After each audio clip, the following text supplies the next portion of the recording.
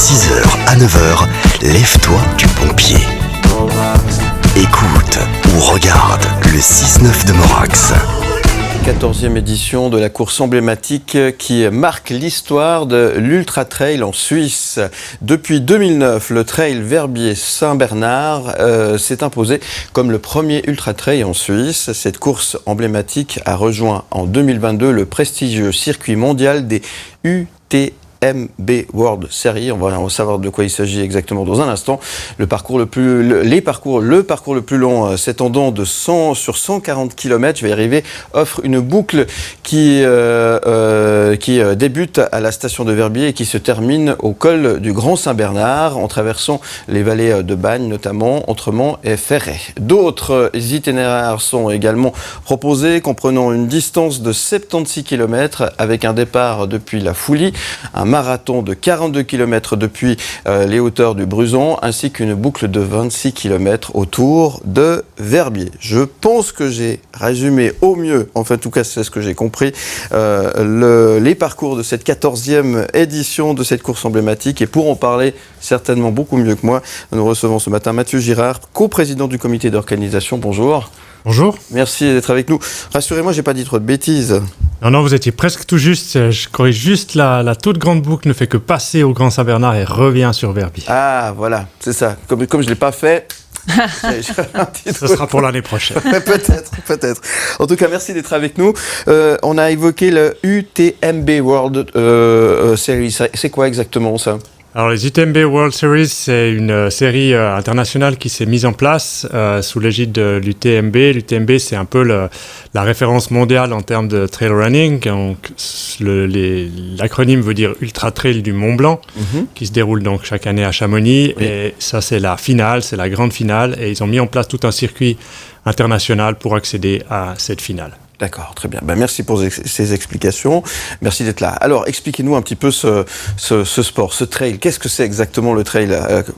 Je m'adresse peut-être à des gens comme moi qui en ont entendu parler, mais qui ne savent pas exactement l'expliquer. Alors, merci d'être là pour nous expliquer de quoi il s'agit exactement. Alors, le trail running, c'est, comme son nom l'indique, en fait, ça vient de l'anglais. Donc, trail, c'est sur les sentiers. Donc, c'est la course sur sentier. Ici, en Suisse, c'est principalement en montagne, donc évidemment. Et il y a une connotation de longue distance, mais de plus en plus, il y a des trails aussi, ce qu'on appelle des trails courts, qui sont de plus petites distances. Alors, c'est extrême ou pas ? Parce que là, on a quelques images. Alors, pour celles et ceux qui nous écoutent à la radio, ne les voyaient évidemment pas. Donc, il faut qu'on les explique. Mais là, du coup, on se fait des cols, quoi. Ça y va, quoi. Exactement, c'est un peu le principe. Alors, comme je disais, en Suisse, c'est beaucoup en montagne. Donc, effectivement, il y a énormément de dénivelés positifs et négatifs dans ces trails. Extrême, ça dépend. Les longs parcours, oui, c'est des longs parcours réservés peut-être à des gens qui s'entraînent régulièrement. Après, on a aussi des plus petits parcours qui font quand même 26 km, donc on reste quand même dans des distances relativement longues. Mais le rythme n'est pas extrême, donc c'est quand même ouvert à beaucoup de monde qui sont en bonne forme physique, je dirais. Voilà. Mais on ne peut pas venir comme ça avec son petit sac à dos et sa paire de baskets et puis partir à l'aventure. On se prépare pour participer à un événement comme celui-ci, on doit s'entraîner. J'imagine qu'il y a quand même un peu de préparation, non ?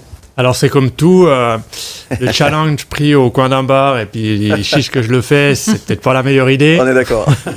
Après, effectivement, mieux on est préparé, plus on pourra avoir du plaisir et mieux ce sera. Ouais. Ça s'adresse à qui en fait ? À partir de quel âge on peut faire ce genre d'activité sportive ? Alors sur les toutes grandes distances, c'est à partir de 20 ans. Là, le 140 km, c'est à partir de 20 ans. Les autres distances sont à partir de 16 ans.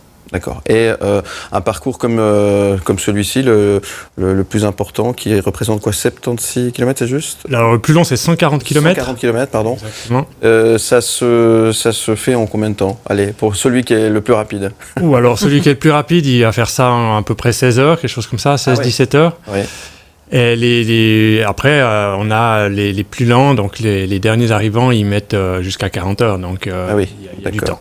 Alors, au niveau organisation, c'est une logistique de fou, là, votre histoire, parce que, alors, ça s'étend sur, effectivement, 140 km, c'est énorme, mais en plus, c'est escarpé, ça dure des heures et des heures, voire des jours. C'est un boulot titanesque. Effectivement, c'est une grosse logistique parce qu'on est multisite, évidemment. Et puis, comme vous l'avez dit, ça dure longtemps. Donc, il faut pas mal d'équipes, il faut beaucoup de bénévoles et puis toute une équipe logistique derrière qui doit assurer tout ça, assurer les ravitaillements, la sécurité, le balisage. Enfin, voilà, ça s'anticipe un petit peu, ouais. Alors l'été, c'est l'ultra trail et l'hiver, c'est la patrouille des glaciers, c'est ça? Ouais, alors c'est un peu le même public. C'est vrai que souvent on retrouve les gens qui font du ski de randonnée, du ski alpinisme l'hiver et qui font du trail en montagne l'été. Ouais, c'est souvent un peu les mêmes. D'accord. Alors pour cette année, j'ai cru voir sur votre site internet que de toute façon on peut plus s'inscrire, c'est complet, hein, c'est ça? Alors cette année, toutes les courses sont complètes, ouais. Effectivement, là c'est un peu tard pour s'inscrire. Il n'y a plus que la course pour les enfants, qui est une petite course un peu d'animation le dimanche. D'accord, très bien. Est-ce qu'en tant que public, est-ce qu'on peut venir peut-être apprécier, voir, encourager les concurrents Absolument. de cette aventure? On encourage effectivement les gens à venir, on le voit sur vos images d'ailleurs, il y a du public des fois, même sur l'école où les gens marchent un petit bout, il y a pas mal de postes qui sont accessibles en voiture aussi, donc effectivement on encourage les gens à venir, à mettre de l'ambiance pour supporter un peu tous ces trail runners. D'accord, alors...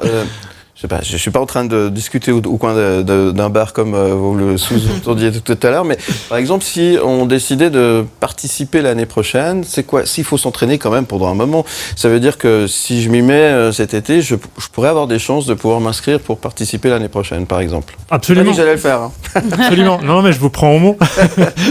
Non, je pense qu'effectivement, avec un entraînement assez régulier, je pense qu'une personne qui s'entraîne, mettons, 3 fois par semaine, c'est déjà un entraînement régulier. Et puis, elle peut se challenger. Je dirais qu'il ne faut peut-être pas commencer par le 140 km. Il faut monter par étapes. On a un 42 km, donc distance marathon. On a un 76 km. Donc, y aller par étapes, c'est un bon début. Et puis, mais se lancer dans l'aventure, c'est vraiment à la portée de tout le monde. Après, encore, je le répète, il faut quand même avoir fait un entraînement pendant peut-être une année, en tout cas quelques mois, assez régulièrement. Ouais, il faut se préparer. Hein. Il faut se préparer. Mentalement aussi, hein, j'imagine. Hein. Oui, alors surtout, plus la distance est longue, plus ça se joue au mental, effectivement. Au bout d'un moment, ça va forcément être dur, on va forcément avoir des moments de moins bien. Ouais. Et là, c'est le mental qui prend le dessus et ça s'entraîne aussi, Ouais, j'imagine. Et puis après, on n'en a pas parlé, mais c'est le décor qui est incroyable, qui est magnifique. Alors, il faut qu'il fasse beau aussi, c'est mieux. Il fait toujours beau en Valais. C'est une question qui ne se pose pas. J'attendais, j'étais sûr qu'il allait me dire ça, mais c'est très bien. Vous avez raison, c'est vrai. Alors, pour plus d'infos, vous allez sur verbier.utmb.world, hein, vous avez toutes les infos concernant cet événement. Qu'est-ce qu'on peut dire, comme c'est complet pour cette année, pour les différentes courses, qu'est-ce qu'on peut dire, c'est de venir encourager finalement les concurrents, c'est ça? Il y a une ambiance quand même, il y a tout un truc qui est organisé. C'est sûr, il y a beaucoup d'ambiance sur les points de ravitaillement, il y a de l'ambiance à l'arrivée, donc ça vaut la peine de venir voir. C'est impressionnant quand même de voir justement jusqu'où les gens vont, il y a beaucoup d'émotions. Ouais. Je pense surtout sur la ligne d'arrivée, évidemment. Donc oui, venez voir et venez les encourager volontiers. Bon, en tout cas, merci d'être venu nous en parler. Qu'est-ce qu'on peut vous souhaiter aujourd'hui, premier jour de l'été?